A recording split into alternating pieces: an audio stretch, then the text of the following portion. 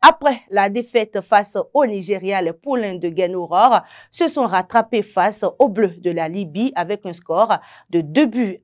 Le résultat place le Bénin à la deuxième position dans le groupe D. Quelques supporters béninois apprécient la prestation de l'équipe nationale. Suivez.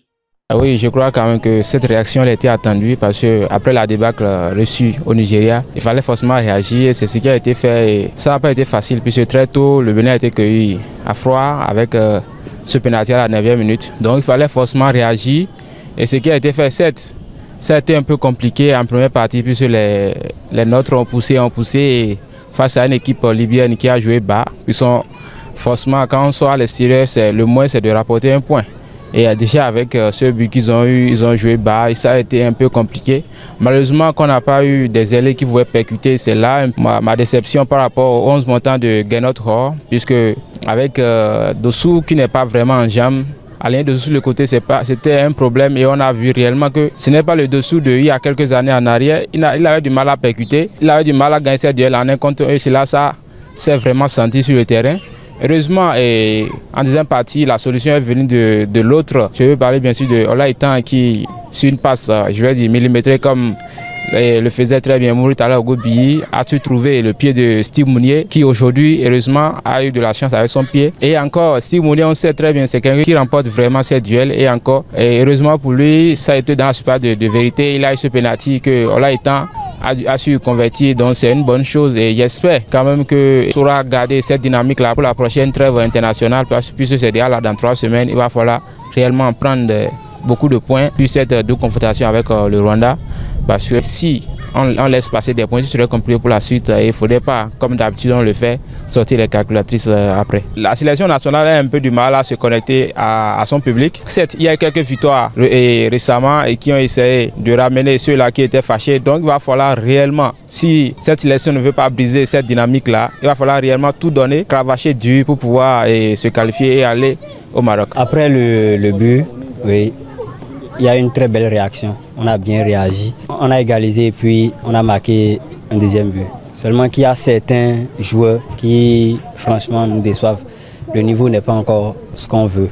Surtout sur les coups de pied arrêtés, les corners, les coups francs, ça ne va pas encore. On sent vraiment l'absence de Soukou. Oui, son absence vraiment ça joue sur nous. Si on arrive à corriger ce qui nous dérange, oui, on peut. Seulement le gros problème, ça sera contre le Rwanda. Ça sera vraiment difficile contre le Rwanda. Ce qu'ils ont produit face au Nigeria, si ça doit être la même chose avec les Guépards, il y a du travail à faire. Ça nous sera vraiment compliqué. D'abord, il faut commencer par les joueurs qui sont appelés. Il y a des joueurs qui sont sans club. On ne peut pas continuer par appeler des joueurs qui sont sans club pour venir jouer pour la sélection nationale. Ce qui veut dire qu'il n'y a pas de joueurs dans le pays. Il faut appeler des joueurs qui sont en activité, qui sont dans un club et qui sont actifs. Là, on peut compter sur les éléments. Deuxième chose, au niveau de la défense, il faut qu'on ait vraiment une rigueur défensive. Ce qu'on ne voit pas. Il n'y a pas une très belle cohésion entre les deux de l'axe d'hier.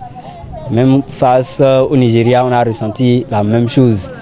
Quand Osimhen est rentré, on a vu réellement qu'il y avait un gros problème de communication entre nos deux centraux. Voilà, donc il faut une bonne communication. Oui, j'ai suivi le match Bénin-Libye hier avec beaucoup d'attention. J'ai constaté que la possession de la balle, le Bénin a bien possédé la balle.